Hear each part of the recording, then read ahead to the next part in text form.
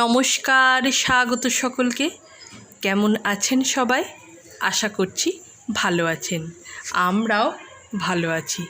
সকালবেলায় উঠি, প্রতিদিন কি জল খাবার বানাবো, এটা কিন্তু একটা বিরাট ব্যাপার আর কি, আর বিরাট চিন্তার ব্যাপার।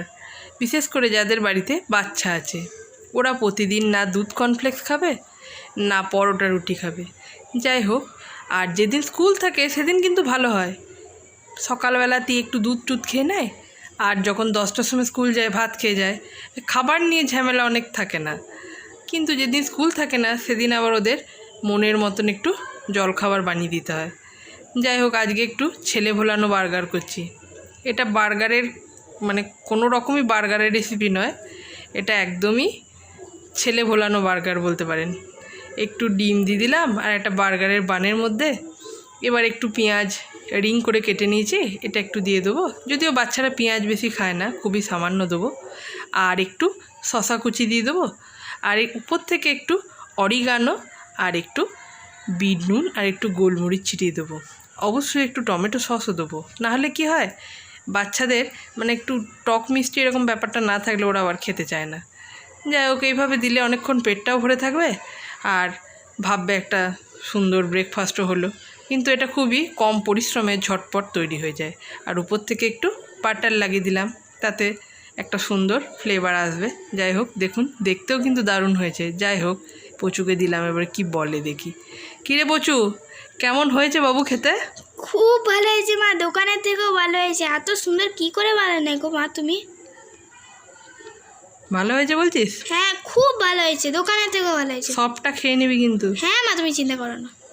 যাই হোক, এবার রান্না চাপাবো। আর তার আগেই এই যে তেলগুলো ফুরিয়ে গেছে, এগুলো একটু ঢেলে নেবো।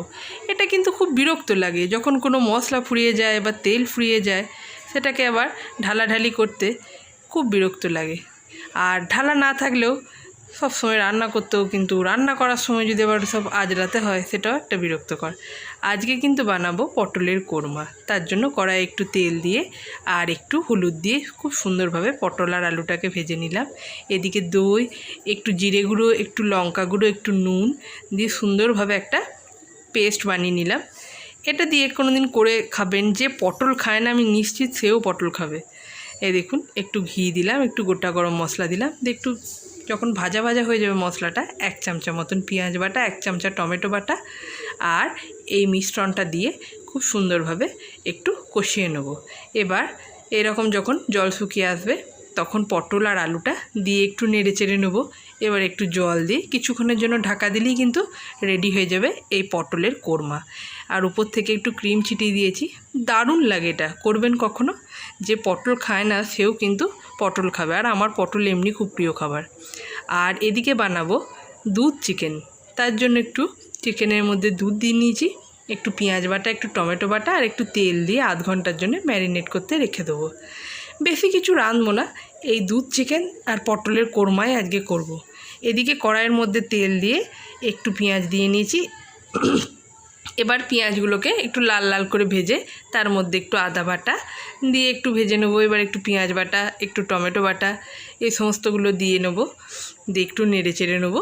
আর একটু নুন দেবো, জিরে গুঁড়ো দেবো, লঙ্কা গুঁড়ো দিয়েছি, একটু চিনি আর একটু হলুদ দিয়ে ম্যারিনেট করা চিকেনগুলো দিয়ে দিয়েছি। এই চিকেন প্রায় বাড়িতেই হয়, একঘেয়েভাবে খেতে কিন্তু ভাল লাগে না। এইভাবে যদি রাঁধেন তাহলে কিন্তু বেশ ভাল লাগবে। এবার 1 কাপ মতন আমি এখানে গরুর দুধ দিয়েছি। এই দুধ দিয়ে করবেন কখনো, অসম্ভব সুন্দর খেতে হয়। দেখুন রেডি হয়ে গেছে, আর খুব তাড়াতাড়ি হয়ে যায়। এটা হতে কিন্তু বেশিক্ষণ সময় নেয় না। যাই হোক, এবার সন্ধেবেলায় বৃষ্টি পড়ছে, আর এদিকে মেয়ে খেলার কিছু নেই, তাই পিড়ে আর বেলুনটাকে নিয়ে বসেছে রুটি করতে, পাউডার দিয়ে রুটি করছে। কী রে পচু, কী করছিস তুই? মা, আমার একটু একটু রুটি বেলছি তোমার বেলনা দিয়ে, একটু পাউডার দিয়ে। পাউডারগুলো নষ্ট করছিস? ওগুলো পয়সা দিয়ে কিনতে হয় না। আমি পাউডার দিয়ে না, একটু ময়দা দিয়ে। না, ময়দা, পাউডার নিয়েছে। যাই হোক, কি করব, পাউডার দিয়ে এখন রুটি বেলছে। বাইরে প্রচণ্ড বৃষ্টি হচ্ছে, ওরও দোষ নেই।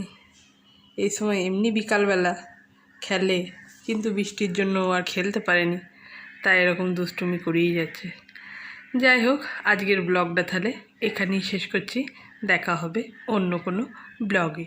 ততক্ষণের জন্য সকলে ভালো থাকবেন আর অবশ্যই আমার চ্যানেলটিকে লাইক করে সাবস্ক্রাইব করবেন।